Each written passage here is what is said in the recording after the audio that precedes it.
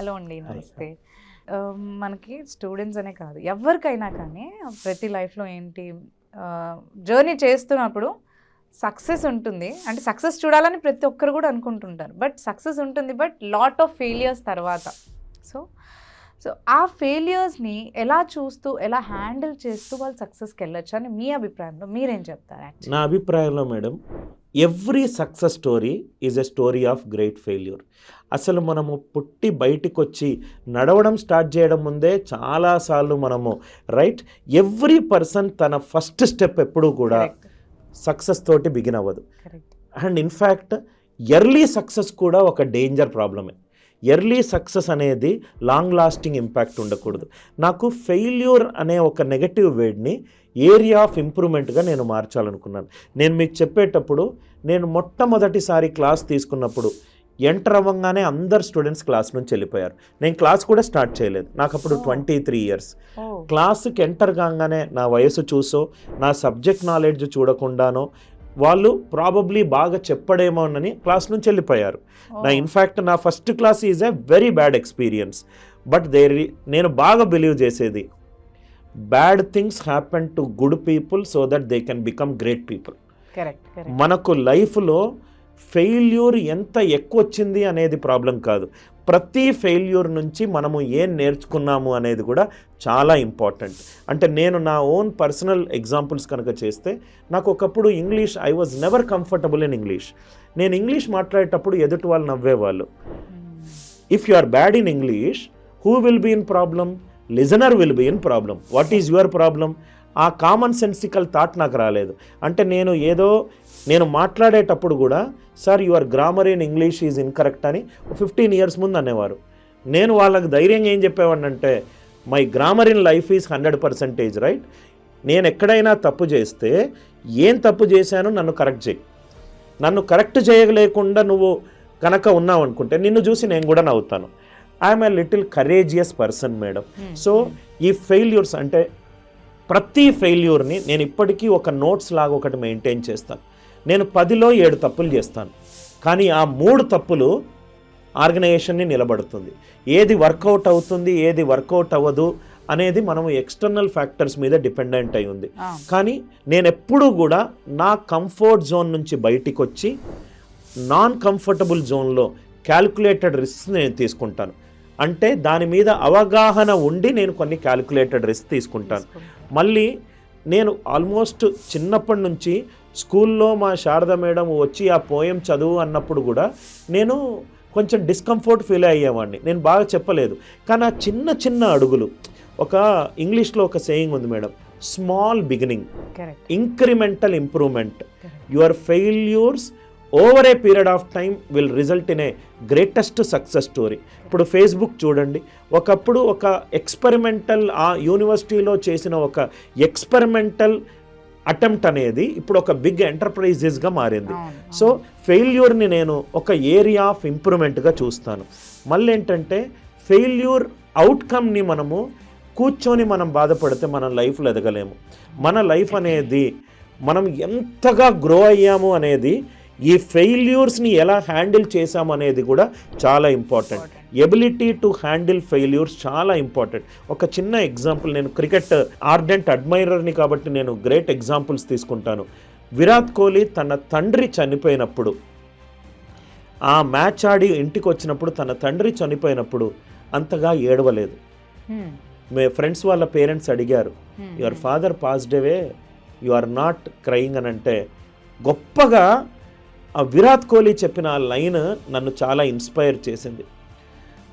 నేను క్రికెట్ ఆడుతానో లేదో తెలియనన్నప్పుడు, బాగా ఆడలేనప్పుడు మా నాన్న నాతోటి ఒక మాట అనేవాడు, after Sachin Tendulkar it is my son who is going to rule the world of cricket. Second line అతను అనేవాడట విరాట్ కోహ్లీ తోటి, ఇంగ్లీష్లో చెప్పి తెలుగులో చెప్తాను, if death be the gift God gives it to me while making my son the best cricketer in India I will accept it.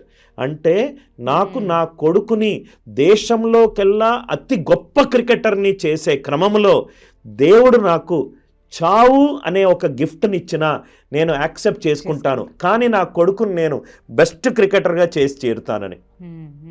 So even క్రికెటింగ్లో కూడా first ఆడంగానే మనము finest cricketer కాము.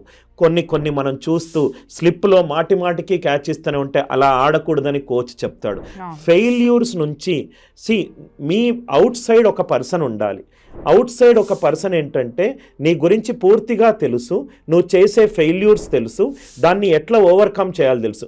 మనకు పేరెంట్స్ రూపంలో కానీ, ఫ్రెండ్స్ రూపంలో కానీ, కోచ్ రూపంలో కానీ మనము చేసినప్పుడు నువ్వు ఇది చేసావు కాబట్టి ఇది ఫ్లాప్ అయ్యావు. ఇప్పుడు I'm a businessman, I have got a lot of my mentors who are from Oxford University. Anil నువ్వు అది చేస్తున్నావు, చేస్తే ఇది అవుతుంది అని చెప్పగలిగే కొంతమంది ఉండాలి. మనము చూడలేని కోణాన్ని వాళ్ళు చూసి ఎందుకు ఫెయిల్ అయిందో చెప్పి మనలో సెల్ఫ్ ఇంట్రోస్పెక్షన్ క్రియేట్ చేసి నెక్స్ట్ సారి చేయకుండా చూస్తే ఫెయిల్యూర్ అనేది నా దృష్టిలో చాలా పాజిటివ్ వర్డ్ మేడం. బికాజ్ నేను చాలా ఎగ్జాంపుల్స్ మీకు చెప్పగలుగుతాను. అసలు లైఫ్లో సక్సెస్ అవుతాడో లేదో అని అనుకున్న మైకల్ ఫిలిప్స్ని వాళ్ళ కోచ్ ఏమన్నాడంటే నువ్వు మనిషివి కావు, ఒక చాపవి అన్నాడు. చాపవి అంటే ఏంటంటే నీ దగ్గర ఒక స్కిల్ ఉంది, నువ్వు అన్నిట్లో ఫెయిల్ అయ్యావని నువ్వు అనుకుంటున్నావు, నువ్వు స్విమ్ చేస్తే ప్రపంచ రికార్డులు అన్నీ బద్దలు కొడతావు, for me you are the fish in the face of a human being అని చెప్పన్నారు. Michael Phelps Olympic winner, fastest swimmer అయ్యారు. ఇలా మనకు ఎన్నో రకాల ఎగ్జాంపుల్స్ ఉన్నాయి. సో ఫెయిల్యూర్ బదులు మనము ఏరియా ఆఫ్ ఇంప్రూవ్మెంట్ అనే ఒక పాజిటివ్ వర్డ్ ఇచ్చి దాన్ని ఎదుర్కొంటూ, కొన్ని ఫెయిల్యూర్స్ మనకు వస్తాయి కానీ ఆ ఫెయిల్యూర్స్ మీద మనకు కంట్రోల్ ఉండదు, కొన్ని ఫెయిల్యూర్స్ మీద మనకు కంట్రోల్ ఉంటుంది, కొన్ని ఫెయిల్యూర్స్ని మనము ఎమోషనల్గా డిస్టర్బ్ అయిపోతాము. అప్పుడు మనము మన దగ్గర చేసేవాళ్ళు కొంతమంది ఉండాలి. ఇప్పుడు చిన్న చిన్న విషయాలకు ఎమోషనల్లీ సెట్ బ్యాక్ అయ్యే స్టూడెంట్ కమ్యూనిటీ ఉన్నారు. ఒక ఫస్ట్ టైం ఎగ్జామ్ రాశారు, క్లియర్ కాలేదు. నేను బాగా బిలీవ్ చేస్తాను madam, sometimes not getting what you want in life becomes the greatest turning point of your life. అంటే ఒక లాయర్ అవుదాము, సౌత్ ఆఫ్రికాలో సెటిల్ అయిపోదాము అని అనుకున్న మోహన్ దాస్ కరమ్చంద్ గాంధీకి ట్రైన్ నుంచి తోసేయడం అనే ఎపిఫనీ మూమెంట్ ద్వారా అది ఆ టైంలో ఇండియన్స్ని తోసేశారు. రైట్, ఇక్కడ ఒక పాయింట్ చెప్పాలనుకుంటున్నాను మేడం, కొన్నిసార్లు కోపము కరెక్ట్ ఎమోషన్. మహాత్మా గాంధీకి కూడా కోపం వచ్చింది, నన్ను తోసేశారు, నాలాగా చాలామంది ఇండియన్స్ని తోసేశారు. Right, this is the treatment Indians are getting అని ఇండియాకి వచ్చి బ్రిటిషర్స్ని తోసేశాడు. ఆగ్నస్ కూడా కోపం వచ్చింది. ఒక 70 సంవత్సరాల ఒక ముసలతను తనకు జ్వరం వచ్చి రోడ్డు మీద ఉంటే ఒక రెస్పెక్టబుల్ లీవింగ్ ఇవ్వట్లేదు, వీళ్ళ కోసము నేను ఒకటి పెట్టాలి అని చెప్పి మనకు మిషనరీస్ ఆఫ్ చారిటీ వచ్చింది. రైట్, ఒక హ్యూమన్ బీయింగ్కి క్యారెక్టర్ ఫార్మేషన్ చాలా ఇంపార్టెంట్. రైట్, క్యారెక్టర్ ఫార్మేషన్ మీదనే ఎడ్యుకేషన్ ఉండాలి, దాని మీదనే నేను అడుగులేయాలనుకున్న స్వామి వివేకానందగా మారారు. సో వీళ్ళందరినూ చూసుకుంటే రైట్, వీళ్ళందరిలో డిఫరెంట్ ఫేజెస్ ఆఫ్ ఎక్స్పీరియన్సెస్లో ఫెయిల్యూర్ని వాళ్ళు పాజిటివ్గా కన్వర్ట్ చేశారు. అందుకే ఇంగ్లీష్లో ఒక సేయింగ్ ఉంది madam, to go up in life you have to give up certain things in life. నేను కొంచెం స్పిరిచువల్ పర్సన్ని కాబట్టి God help those who help themselves and correct themselves అన్నాడు. దేవుడు నీ పక్కన ఎప్పుడు ఉంటాడు? When you do your best God will take care of rest. నా దృష్టిలో ఆ లైన్లో ఒక మీనింగ్ ఉంది, when you do not do your best God will take rest. నువ్వు చేసేది చేస్తూనే ఉండు, నీ ఎకో సిస్టమ్ నీకు తోడవుతూనే ఉంటుంది. Failures is good if you learn from it, failure is bad if you do not correct it. Being successful is good, right, if you know how to handle it. Being successful is bad if you do not know that success is a part of your life.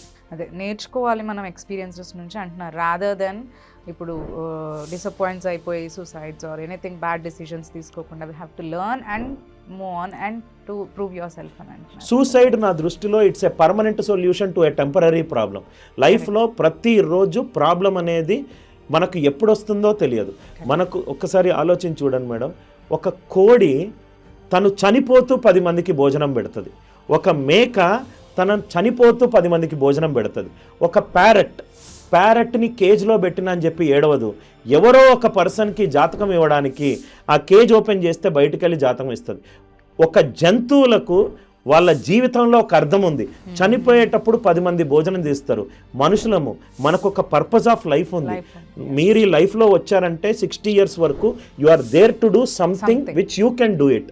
దానిని ఒక positive impact of ఒపీనియన్గా చూడాలనేది నా అభిప్రాయం. Very well said. Thank you madam. Thank you.